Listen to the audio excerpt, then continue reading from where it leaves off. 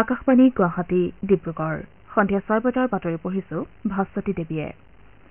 ৰাজ্যখনত দ্বিতীয় পৰ্যায়ত অহা 26 এপ্ৰিলত হ'বলগীয়া লোকসভা নিৰ্বাচনৰ প্ৰচাৰ অভিযানৰ কাইলৈ অন্তিম দিন হোৱাৰ পৰিপ্ৰেক্ষিতত বিভিন্ন ৰাজনৈতিক দলৰ প্ৰচাৰ অভিযান তুংগত উঠিছে শাসনাধিষ্ঠ বিজেপিৰ লগতে অন্যান্য ৰাজনৈতিক দলসমূহে নিৰ্বাচন হ'বলগীয়া দৰং ওদালগুৰি ডিফু কৰিমগঞ্জ শিলচৰ আৰু নগাঁও সমষ্টিত ব্যাপক প্ৰচাৰ অব্যাহত ৰাখিছে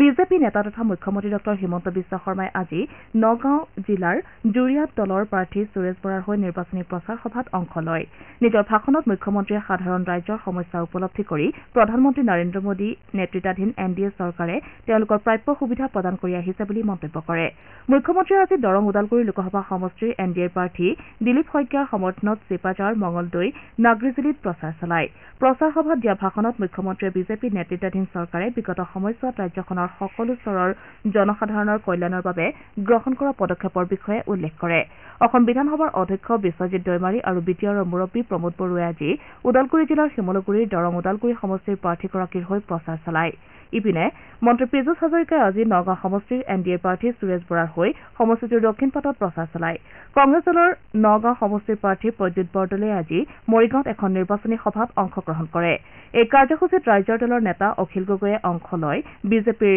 অৰ্থনৈতিক নীতিৰ তীব্ৰ সমালোচনা কৰে কংগ্ৰেছ দলৰ সভাপতি ভূপেন কুমাৰ বৰাইও বিভিন্ন স্থানত প্ৰচাৰ অব্যাহত ৰাখিছে ইফালে বাক্সা জিলাৰ জালাহত আজি গণসুৰক্ষা পাৰ্টীৰ কোকৰাঝাৰ সমষ্টিৰ প্ৰাৰ্থী বিনীতা ডেকাই প্ৰচাৰ চলায় তৃতীয় পৰ্যায়ত নিৰ্বাচন হ'বলগীয়া গুৱাহাটী সমষ্টিৰ বিজেপিৰ প্ৰাৰ্থী বিজুলী কলিতা মেধিয়ে আজি সমষ্টিটোত 6খনকৈ নিৰ্বাচনী প্ৰচাৰ সভাত অংশগ্ৰহণ কৰে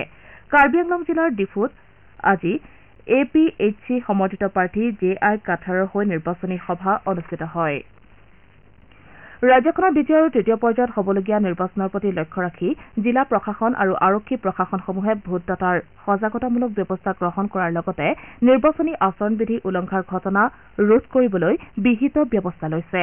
আজি বিয়লি কৰিমগঞ্জ জিলা আয়ুক্তৰ কাৰ্যালয়ত নিৰ্বাচনী প্ৰস্তুতি সন্দৰ্ভত এখন সংবাদমেল অনুষ্ঠিত হয় এই সংবাদমেলত জিলাখনৰ আয়ুক্ত মৃদুল যাদৱ আৰক্ষী অধীক্ষক পাৰ্থপ্ৰতিম দাসৰ লগতে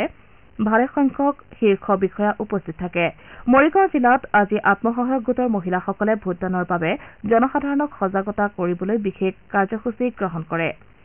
আজি জিলাখনৰ 85খন গাঁও পঞ্চায়ত আৰু 11টা ৱাৰ্ডত মহিলাসকলে শোভাযাত্ৰা উলিয়ায় উল্লেখযোগ্য যে জিলাখনত 29টা ভোটগ্ৰহণ কেন্দ্ৰত মহিলাৰ দ্বাৰা পৰিচালিত হ'ব আনহাতে 6টা আদৰ্শ ভোটগ্ৰহণ কেন্দ্ৰ এটা মহিলা দিব্যাংগ ভোটগ্ৰহণকাৰীৰ দ্বাৰা পৰিচালিত হ'বলগীয়া কেন্দ্ৰ থাকিব জিলাখনত ভোটদাতাসকলক গণতান্ত্ৰিক অধিকাৰৰ গুৰুত্ব সম্পৰ্কত সজাগ কৰাৰ বাবে ব্যাপক সজাগতা কাৰ্যসূচী অব্যাহত আছে জিলাখনত প্ৰণালীবদ্ধ ভোটৰ শিক্ষা আৰু নিৰ্বাচনী অংশগ্ৰহণ অভিযানৰ অংশ হিচাপে ভালেমান কাৰ্যসূচী লোৱা হৈছে অৰুণাচল প্ৰদেশৰ 4টা বিধানসভা সমষ্টিৰ 8টা ভোটগ্ৰহণ কেন্দ্ৰত কাইলৈ বিধানসভা আৰু লোকসভা নিৰ্বাচনৰ ভোটগ্ৰহণ কৰা হ'ব উল্লেখযোগ্য যে এই ভোটগ্ৰহণ কেন্দ্ৰকেইটাত যোৱা 19 এপ্ৰিলত বিধানসভা আৰু লোকসভা নিৰ্বাচনৰ ভোটগ্ৰহণ অনুষ্ঠিত হৈছিল যদিও নিৰ্বাচন আয়োগে পুনৰ ভোটগ্ৰহণৰ নিৰ্দেশ দিয়ে বামেং আৰু নিয়াপিন বিধানসভা সমষ্টিৰ এটাকৈ ভোটগ্ৰহণ কেন্দ্ৰ ৰুমংগ সমষ্টিৰ 2টা আৰু নাচ বিধানসভা সমষ্টিৰ 4টা কেন্দ্ৰত পুনৰ ভোটগ্ৰহণ অনুষ্ঠিত হ'ব পুৱা 6 বজাৰ পৰা বিয়লি 2 বজালৈ ভোটগ্ৰহণৰ সময় ধাৰ্য কৰা হৈছে ভোটগ্ৰহণ সম্পন্ন হোৱাৰ পাছত একেদিনাই এই ভোটগ্ৰহণ কেন্দ্ৰকেইটাত 17A প্ৰপত্ৰ পৰীক্ষা কৰা হ'ব অসম লোকসেৱা আয়োগৰ পৰীক্ষা কেলেংকাৰী গোচৰ সন্দৰ্ভত বিশেষ তদন্তকাৰী গোটে গুৱাহাটী উচ্চ ন্যায়ালয়ৰ বন্ধ খামৰ ভিতৰত তদন্তৰ অগ্ৰগতিৰ প্ৰতিবেদন দাখিল কৰে